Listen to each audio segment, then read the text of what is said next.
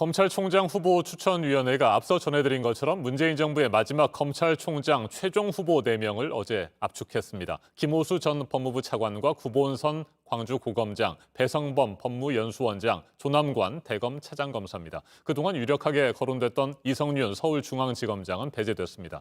노동일 경희대 법학전문대학원 교수 자리 함께했습니다. 어서 오십시오. 네, 안녕하세요. 네, 어제 가장 큰 관심을 모았던 것은 이성윤 서울중앙지검장의 후보자 명단 포함 여부였습니다. 빠졌는데 네. 김학의 전 법무부 차관 불법 출국 금지 사건과 관련해서 검찰의 조사를 받고 있는 것이 가장 큰 배경이라고 보세요?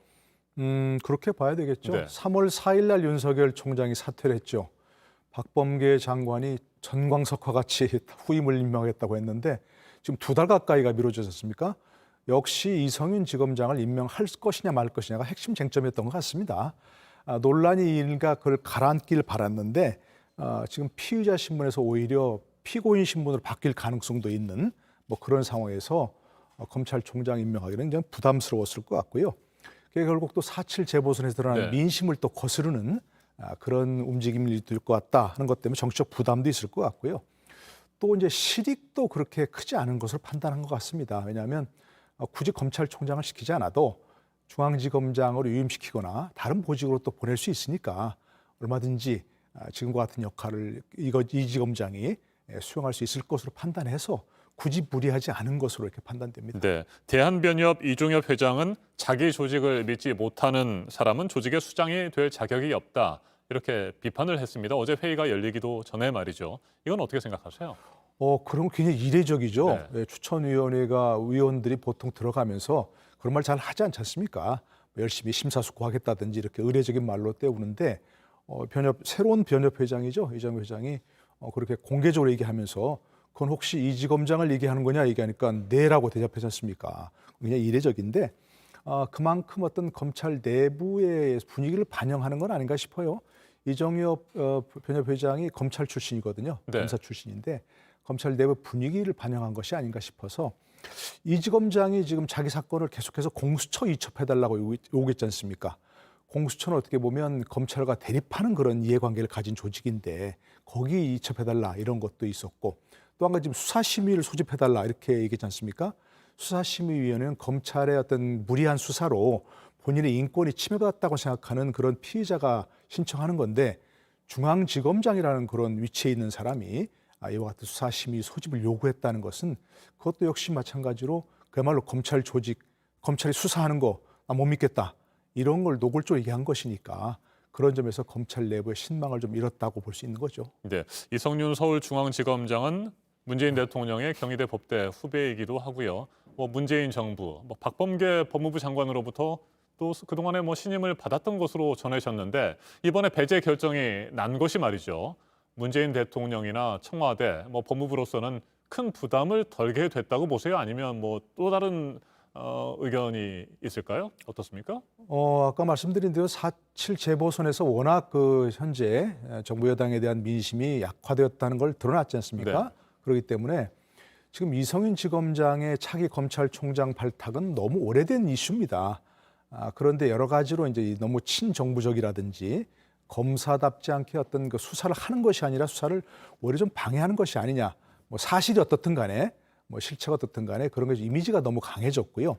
그렇기 때문에 무리해서 이성윤 지검장을 검찰총장으로 임명하면 악화된 민심이 더 악화될 가능성이 있다. 내년에 곧바로 지금 대선이 있지 않습니까? 네. 얼마 안 남았고요. 그렇기 때문에 그런 것이 과거 조국 사태처럼 또 한 번의 민심의 변곡점을 그을 수 있다. 이런 점 때문에 발탁을 좀 주저하게 된 거 아닌가 싶습니다. 네. 네. 이르면 5월 말이나 6월 초부터 새로운 검찰총장이 임기를 시작할 것으로 보입니다. 현재로서는 문재인 정부의 마지막 검찰총장이 될 가능성이 높은데 새로운 검찰총장에게 주어진 가장 큰 역할은 뭐라고 보세요? 그래서 누가 되더라도 이제 검찰 조직을 좀 추슬러야죠. 네. 검사가 검사를 수사하고 검사가 검사를 비난하고 서로 고소고발하고 이런 조직이 지금 어디 있습니까 이게. 더구나 검찰이라는 그런 거대 조직에서 내부적인 그런 어떤 좀 추스르는 게 제일 문제일 것 같고요. 또 한 가지는 지금 이제 공수처 또 검경 수사권 조정 이런 것 때문에 검찰과 다른 수사기관의 그 관계가 어떻게 될 것인가가 아직 미정립돼 있습니다. 이게 굉장히 어렵고요. 지난번에 공수처에서 사건을 이첩 받았다가 이성윤 지검장 사건이라든지 이런 것들 이첩 받았다 다시 재이첩하면서 기소권을 우리가 갖겠다 이렇게 얘기했는데 그런 게 어디 있냐고 지금 검찰이 반발하지 않습니까?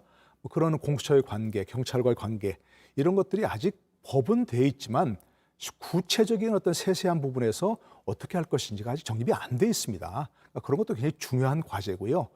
검찰 내부 조직 추스리고 검찰의 역할을 새롭게 정립하고 기능을 어떻게 할 것인가, 다른 수사기관과의 관계를 어떻게 할 것인가가 빨리 좀 정립되는 그런 걸 위해서 노력하는 검찰총장이 돼야죠. 네. 끝으로 한 가지만 짧게 짚어보겠습니다. 어젯밤에 이해충돌 방지법이 국회를 통과했습니다. 네. 처음으로 관련 법안이 발의된 지 8년 만입니다. 어떻게 보세요? 원래 이제 이른바 김영란법이 2013년도에 네. 제안됐을 때 그때 이해충돌 방지법도 한 세트였습니다. 부정청탁 금품수수 금지, 그다음에 이해충돌 방지 이게 다 세트였는데 그때 이해충돌 방지법에 빠졌거든요. 국회의원들이 아마 굉장히 난색을 표했다는 거예요.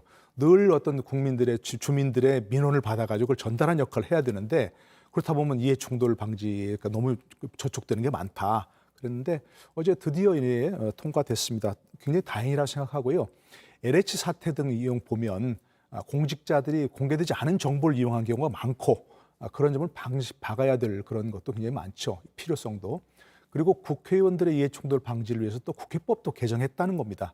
그렇기 때문에 우리 사회 진일보를 위해서 굉장히 의미 있는 진전이라고 생각합니다. 알겠습니다. 여기까지 듣겠습니다. 노동일 경희대 법학전문대학원 교수였습니다. 말씀 잘 들었습니다. 네, 고맙습니다.